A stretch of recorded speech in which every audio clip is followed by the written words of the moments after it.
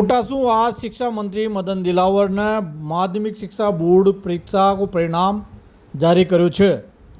ई मौका पर ई टर्म ने शिक्षा मंत्री मदन दिलावर ने मीडिया से बातचीत करी और नवाचार संशोधन शैक्षणिक कार्य में यहाँ बातें बताई और की पहली स्कूलों सू स्कूल की टर्म ने माड़ साहब पूजा पाठ करवा बेरू जी की बालाजी की पूजा पाठ करवा चल जाओ चा, कोई माड़ साहब नमाज पढ़वा चल जाओ चा और छोरा छोरिया की पढ़ाई की खोटी हो ची।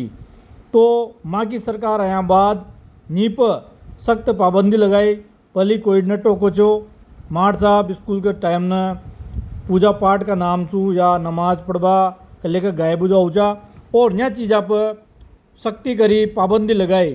तो परीक्षा को बोर्ड परीक्षाओं को परिणाम जो है वो आछो आयो, छोरा छोरी पढ़िया और उनको आज लाभ छोरा छोरिया ने मिलो है।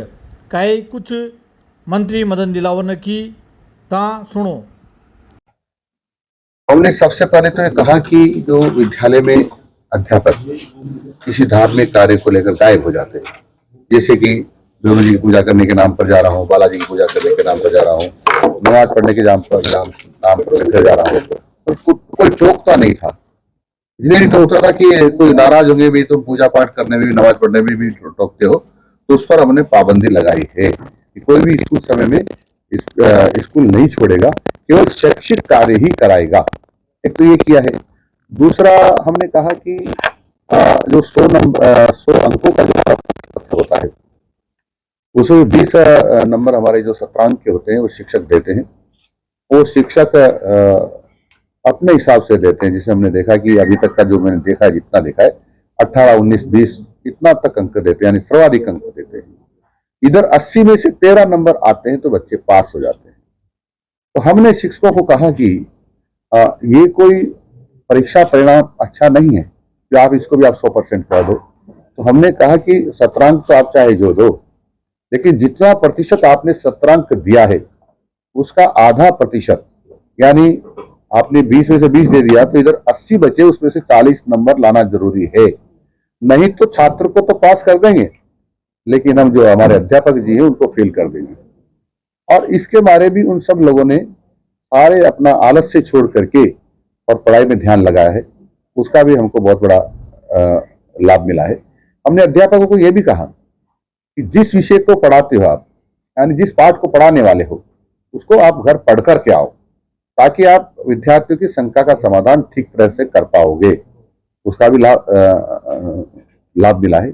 और हमने समीक्षा ठीक ढंग से की, उसका भी लाभ मिला है।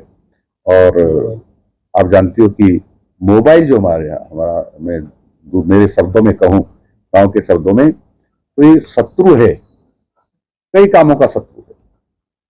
इसमें से शिक्षा का तो है ही, क्योंकि जब शिक्षक क्लास में जो मोबाइल ले जाता है तो कभी भी घंटी बज जाती है, और घंटी बजती है तो उठाता है तो जब पढ़ाई का तारतम्य टूट जाता है, बच्चों का भी टूट जाता है और शिक्षकों का भी टूट जाता है। और उसे अनावश्यक रूप से एक कालांश का अधिकांश समय मोबाइल सुनने या मोबाइल करने में चला जाता है।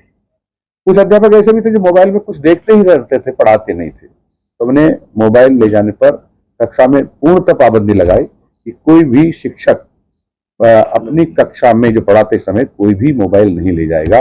उसके कारण भी बच्चों को जो पढ़ने का समय ज्यादा मिला है, शिक्षक को पढ़ाने का समय ज्यादा मिला है, उसका भी लाभ विद्यार्थियों को हुआ है। और इसके कारण से परीक्षा परिणाम बेहतर रहे हैं, क्योंकि हम लगातार इस बात की समीक्षा करते रहे हैं।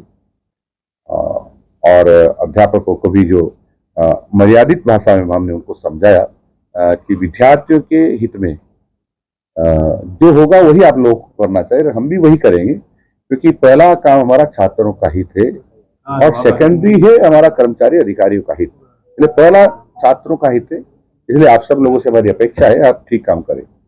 दूसरा ये भी था कि शिक्षकों की 4, 5, 6 साल से लगातार ये मांग थी कि हमारा प्रमोशन करिए, लेकिन पूर्ववर्ती सरकार ने अधिकांश का कहूंगा कि प्रमोशन किए ही नहीं। और माननीय भजन लाल जी की सरकार आने के बाद जब मैंने ये मंत्रालय संभाला तो सबसे पहले बैठते मैंने मेरे अधिकारी को निर्देश दिए कि सबकी डीपीसी कीजिए। और उसके कारण लगभग मेरा अनुमान है 35,000 लोगों तक की डीपीसी हो गई और उनके प्रमोशन हो गए हैं। और कुछ दिनों में हम 21,000 के आसपास और शिक्षकों के प्रमोशन करने वाले हैं। उससे भी वो खुश थे, संतुष्ट थे और इसलिए उन्होंने अपना पढ़ाई में मन लगाया और उसका भी एक परिणाम है। हमने कहा कुछ ही दिनों में हम 21,000 लोगों का और प्रमोशन करने वाले हैं। उसमें थर्ड ग्रेड के ही होंगे। हमारे लगभग 60-65,000 पाइपलाइन में है भर्तियां। तो आपने एक बात का आश्चर्य डाला कि आज का विषय नहीं था, लेकिन फिर बता रहा हूँ, नीट की परीक्षा हमने की जिसको शिक्षक पात्रता परीक्षा कहते हैं। अब की बार आपने देखा, बाहर कुछ वर्षों से पहले देखते थे कि हल्ला गुल्ला होता था, या पेपर आउट हो गया, फलाना हो गया, ढिकड़ा हो गया। अब की बार या तो जो परीक्षा दे रहा था उसको पता है, या जो हमारे परीक्षा लेने वालों को पता है, या परीक्षा देने वाले को परिवार को पता है। अदरवाइज किसी को पता नहीं चला कि शिक्षक पात्रता परीक्षा कब हो गई है। यानी ये हमारे प्रबंधन का एक अच्छा काम था, जिसके कारण से हम सफलतापूर्वक और रीट परीक्षा करा पाए। थर्ड ग्रेड के टीचर्स का जो है वो दूसरी जिले के लिए भर्ती होते हैं, उनके ट्रांसफर नहीं होते हैं, आज से नहीं पहले से भी नहीं होते हैं। एक उसका केडर जिले का है और वही उनकी सीनियरिटी तय होती है। यदि उनका कोई किसी विपरीत स्थिति में भी यदि ट्रांसफर करता है तो उनकी सीनियरिटी समाप्त हो जाती है। फिर भी माननीय मुख्यमंत्री जी के सामने कुछ बातें आई और उनकी समस्याओं को समझ रहे हैं। यदि ऐसा लगेगा और माननीय मुख्यमंत्री जी हमको निर्देश देते हैं तो हम करेंगे, परंतु उससे टीचर्स का नुकसान होने वाला है, क्योंकि उसकी सारी सीनियरिटी समाप्त हो जाएगी। इसलिए अधिकांश शिक्षक नहीं चाहते कि हम हमारी सीनियरिटी रोक करके हम ट्रांसफर कराएं। आप पंचायत राज में ट्रांसफर किए तो क्या इसमें उम्मीद रखेंगे? देखो सुनो, हमने पंचायत राज में भी ट्रांसफर किए, कहीं से कोई शिकायत नहीं आई और इसी प्रकार से यहाँ भी कोई शिकायत नहीं आएगी, क्योंकि नियमों का उल्लंघन नहीं होगा।